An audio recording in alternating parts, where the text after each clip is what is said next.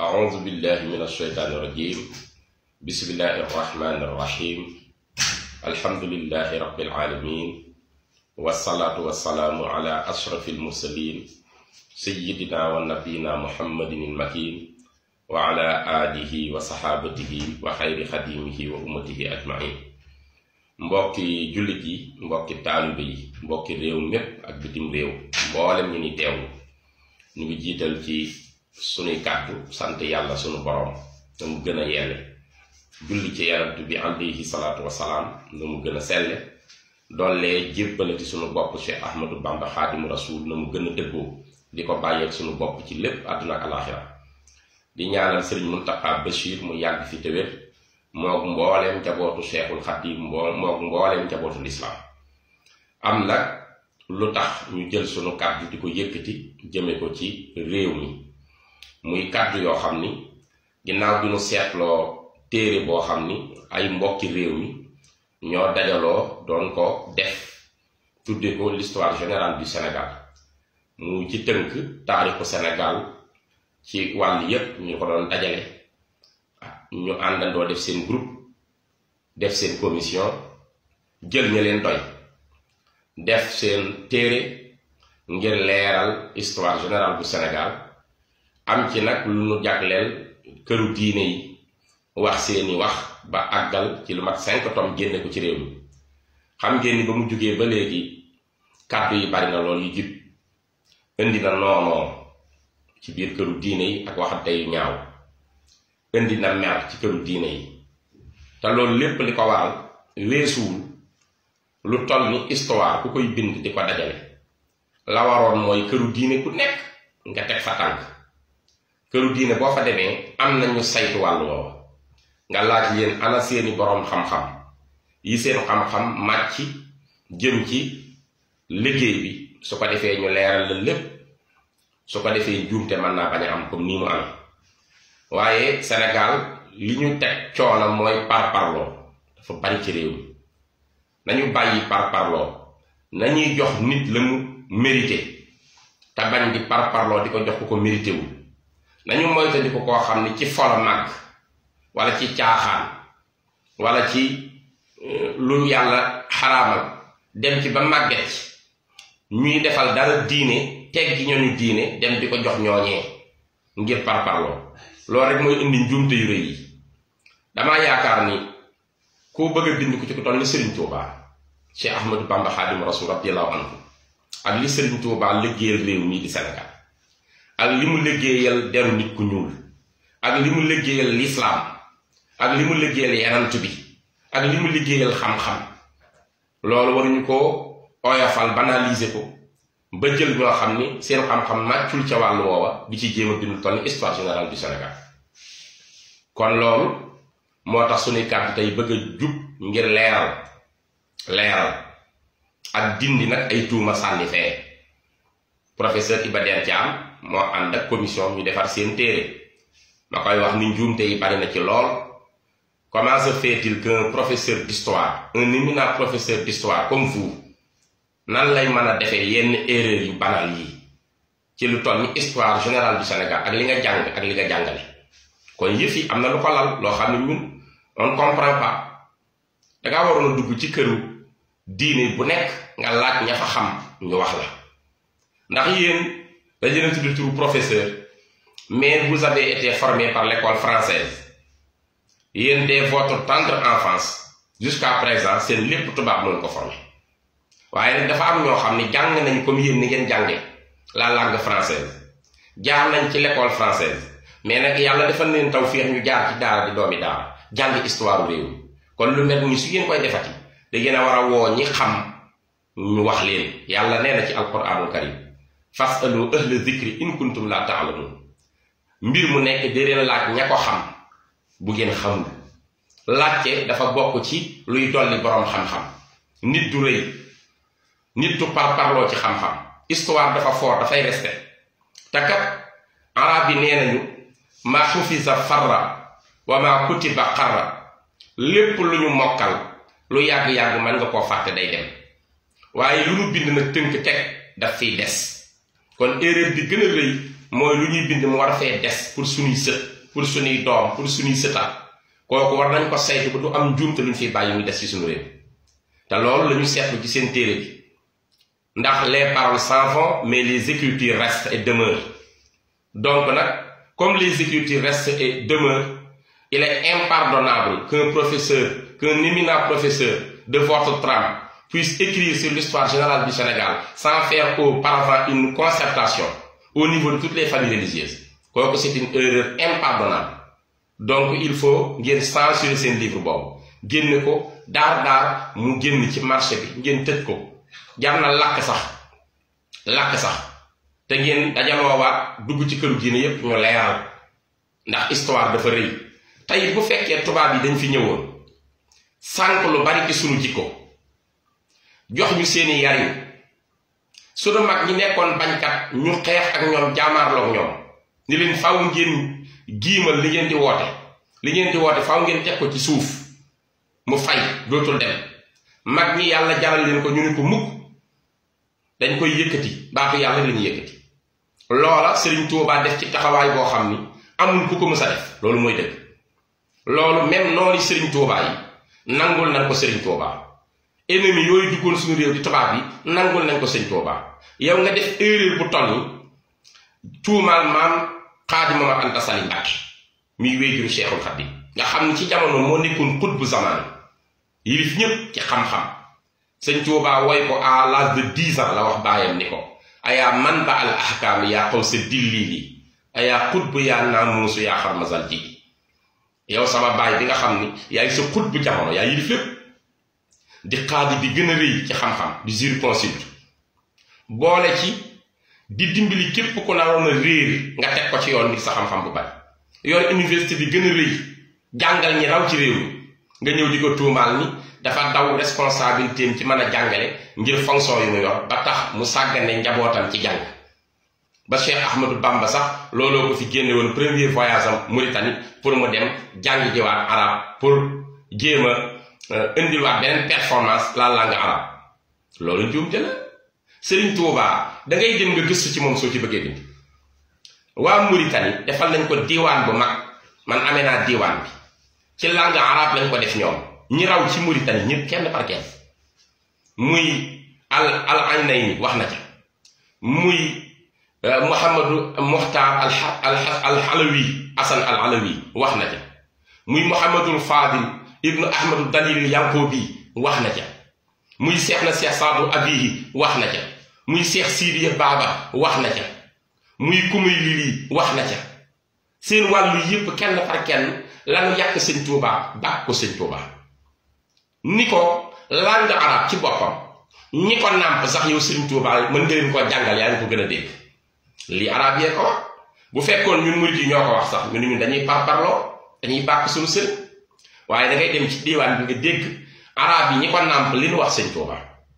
Muhammadul Fadil ibnu Ahmadu Dalil Yankobi dafa wax ni Ahmada Bamba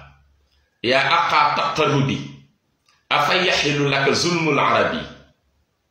bi axzi naxwihim wa axzi adabi wa axzi joodihim bi xayri wadabi xoolal ni mu waxee ak Sëñ Tuuba te kii ma la wax gànnaar jépp ko jiitaloo ni gisagunu ko mel ni moom ci xam-xam gisagunu ko mel ni moom ci mbind gisagunu ko mel ni moom ci ragal yàlla ak ci maandu ak ci sàmm kii bi mu koy wax lan la wax Sëñ Tuuba dañu ko Ahmada Bamba yow Cheikh Ahmadou Bamba yaa aqaa taqarrubi yow mi nga xam ni yaay boroom jege ci yàlla yaa moom lépp luy jege ci yàlla gën koo jege ñépp yow laay waxal yow sunu mbokk ni ko afa yaxilu laka zulmul arabi ndax dafa yell ci yow wala mu dagan ci yow tooñu arab yi ndax tooñu arab yi dafa dagan ci yow mel ni sëriñ bi da koo laaj ci lisaanul xaal lan laa leen tooñe mu ni ko bi axzi naxwihim wa axzil adabi ci nga fekk leen ñuy arab seen ndey di arab seen baay di arab ñu màgge ci milieu arab jàng arab jàngale arab taalif ci arab nga fekk nu ci langue arab ñun ñi ko nàmp nangu sunu grammaire di wax ci grammaire arab lu ñu xamul ñun mënuñu ko bi axzil naxwi wa axzil adabi nga nangu sunu littérature te littérature xam-xam bu yaatu la xanaa lu ngeen néew xam ngeen ni France am na benn temps ci histoire yow jàng histoire professeur d'histoire bu université xam ngeen ni France latin da koo nangu woon ak grec bi mais biñ demee ba jëmmi jamono seen père de la littérature ñu koy wax Montaigne moo génne woon France dellusiwaat ci réew mi ngir saytu làmmiñu réew ma làng ba jaar ko ci littérature créé lu ñuy wax la Pléiade mu mel ni une Pléiade d'étoiles nga xam da koo ànd ak ñoom Ronsard ñoom Joachim du Bellay ñu topp seen làmmiñu réew di ci bind ci littérature ba tey jii France jotaat làmmiñam kon littérature bu am doole boobu ca langue arabe jëmm ji nee na Cheikhul Khadim danga koo nangu ci nun li nga ci mën a wax nun ñi ko nàmp mënuñu ko mu dellu ni ko nangu nga sunu tabe ndax sa générosité yow Sëñ Tuubaa àgg na ci àdduna bépp ku ne di ci jariñ kon nangu nga sunu tabe waaye ni ko yow Cheikh Ahmadou Bamba lii ma wax nag benn wax bu bon amu ci benn mbir bu bon lii mooy dëgg lii mooy réalité Muhammadu al Hasan al Alawi moom dafa laaj te moom surtout yarante bi alayhi salaatu wasalaam gànnaar boobu la dëkk dafa wax ni alaa ya ibadallahi quumu li tashhadu wala taktumu ma taalamuuna fa taatadu saaltukumu billahi man za raaytumu anil ardi misla cheikh yarkat wa yasjudu fa in qultumu ma in nara dëhra mislahu fa xawlukumu xaqun wa illa tafannadu nee na yéen jaam ñëpp laay waxal kii waxul sénégalais waxul mauritanien waxul tunisien waxul argentin dañu yéen jaami yàlla yëpp laay waxal jug leen ngeen wax li ngeen xam ci Cheikh Ahmadou Bamba te da ngeen am honnêteté intellectuelle bu leen nëbb cëram ndeke ñii di sëtu yenante bi sax rus ko ñoo nëbb cëru Sëñ Tuubaa dañ koy wax yow ngay doomu Sénégal màgge ci Sénégal ni Sénégal nga bëgg xam li Sëriñ Tuubaa liggéey ngay nëbb mayi Sëñ Tuubaa di ko tuuti mu ni bu leen nëbb Sëriñ Tuubaa ni ko yàlla def jug leen yéen ñépp ngeen wax ko mu ni mag leen di laaj nag ñaari tontu la mën a am waaw wala déet kon na ngeen ma wax waaw wala déet su ngeen nee waaw am na lu ma leen ciy dolli su ngeen nee déet am na lu ma leen ciy dolli laaj naa leen ndax mës ngeen a gis ci kaw suuf si kuy rukon wala muy sujjóot te mel ni Cheikh Ahmadou Bamba mii kii jaaxal na ma lool daal ni su ngeen ma waxee di waaw gis nañu ko mel ni moom su boobaa na ngeen di kàcci su ngeen ma waxee déedéet gisuñu ko mel ni moom su boobaa dëggal naa leen waxkatu dëgg ngeen mbokk yi buñ demee ba gànnaar nangule nii Sëriñ Tuubaa defar ci diiwaan yow ngay doomu Sénégal ñuy retracer l'histoire générale du Sénégal xanaa soo ko xamul sax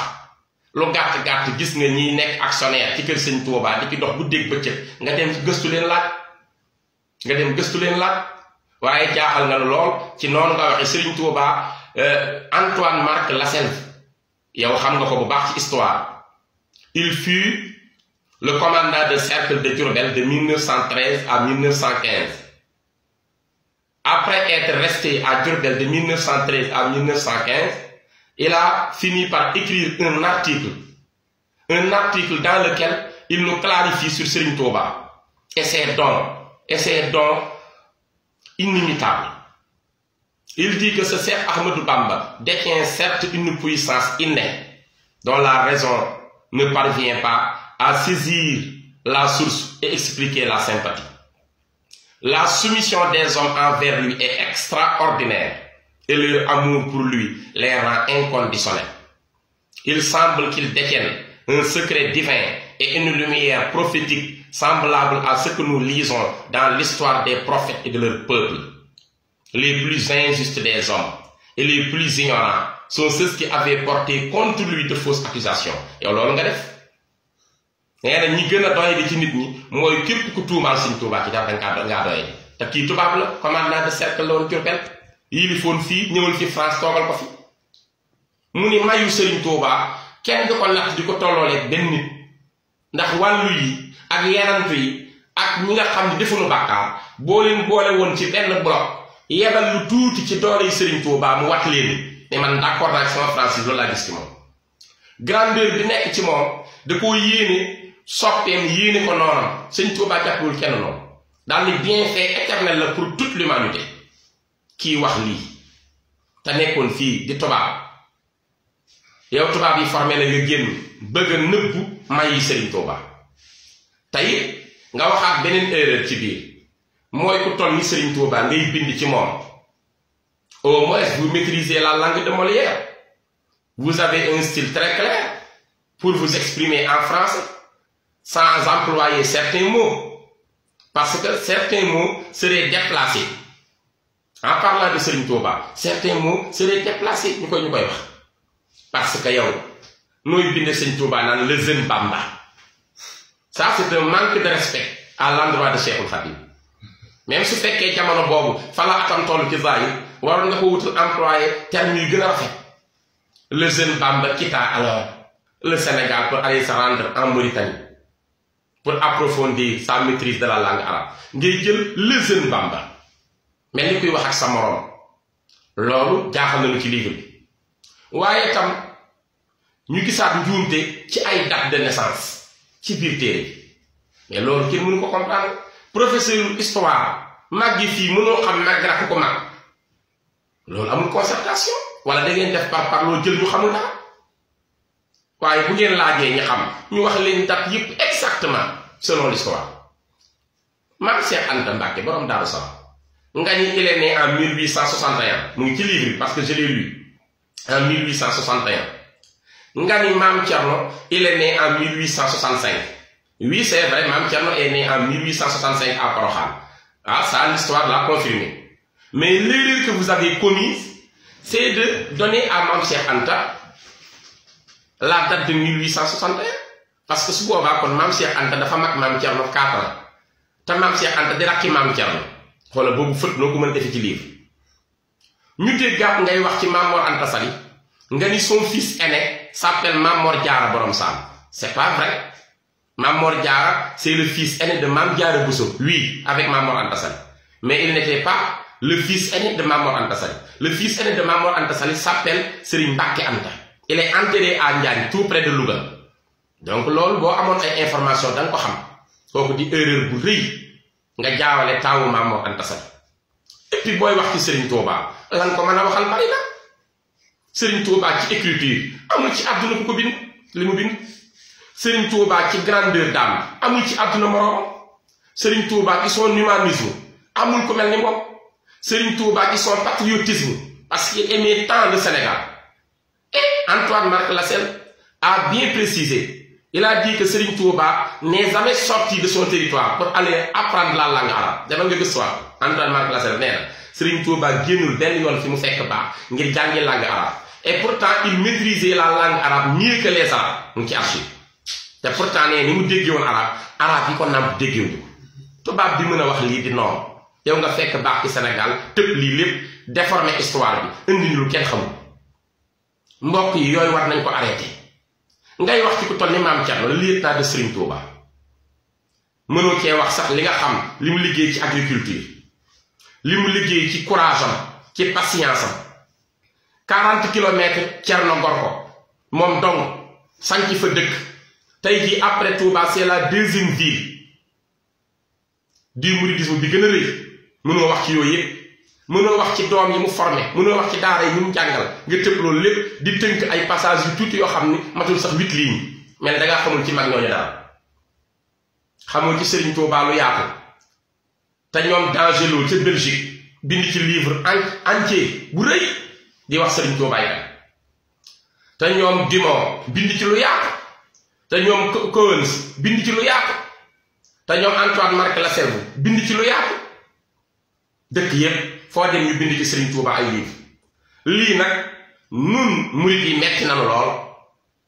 ndax mën naa wax yeneen erreur waaye duma concerné gis naa la nga wax ci Alaaji Abdoulaye Niass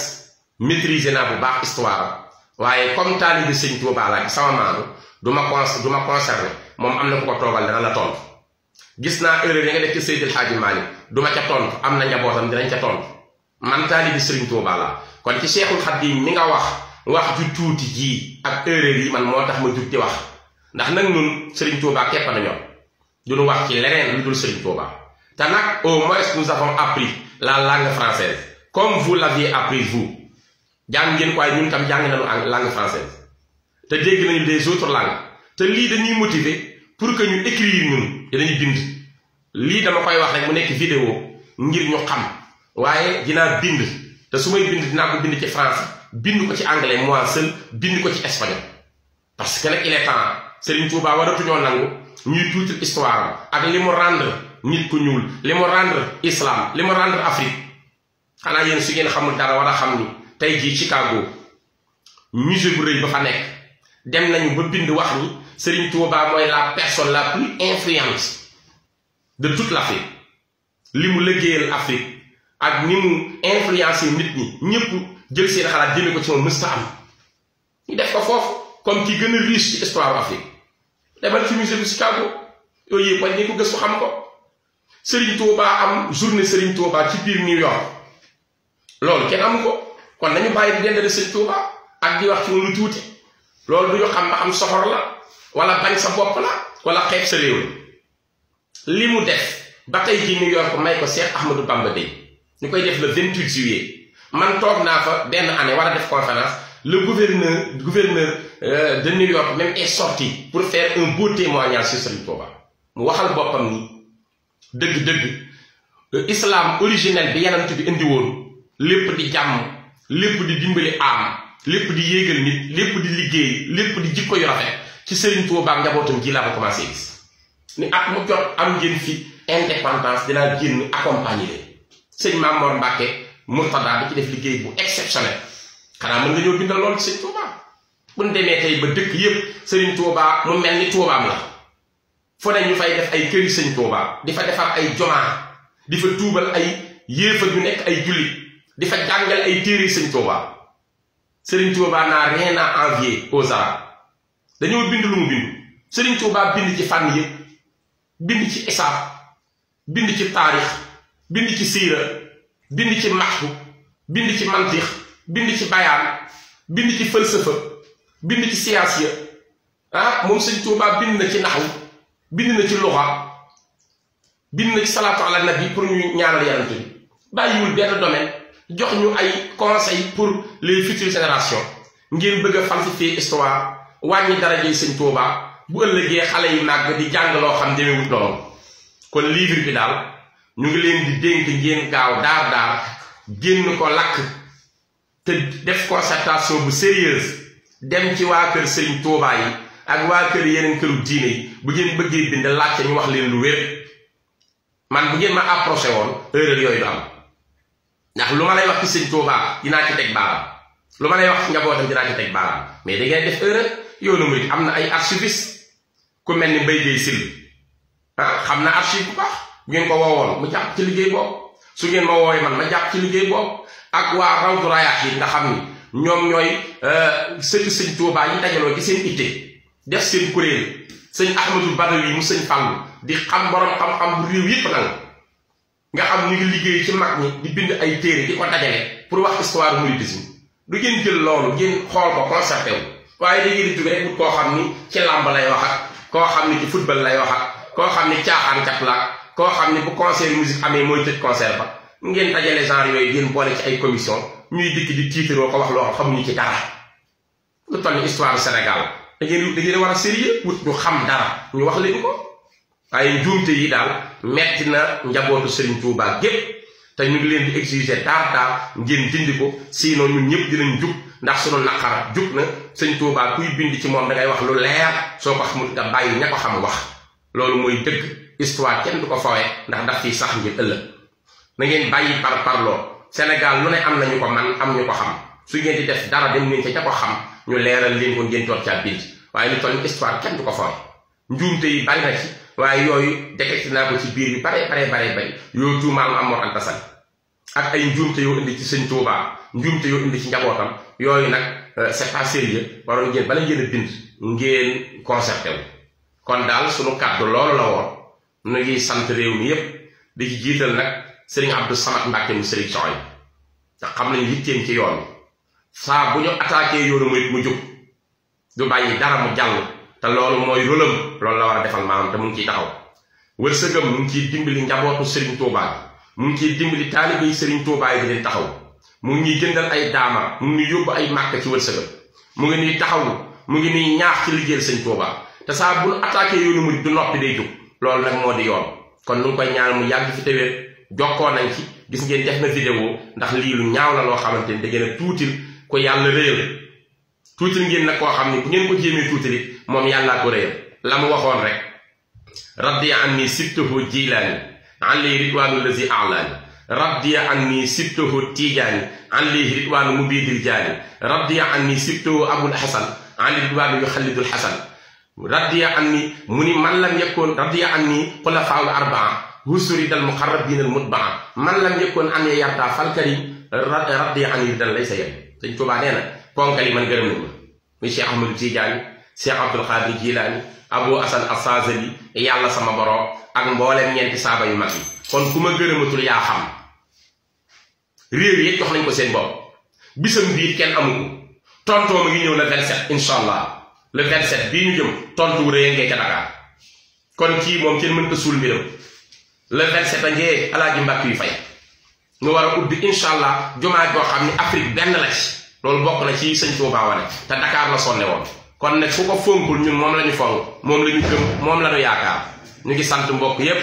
di ziyaare ñépp di baalu ñépp ak di baal ñépp saa bu suñu kàddu jugee mooy lu nu wax ci yoon yi te waru rafetul ñaaw na ñu tontu ko sëñ Abdoulaye Diop Bichri fi nekkoon wa axiru daawaana an alhamdulillahi rabbil alamin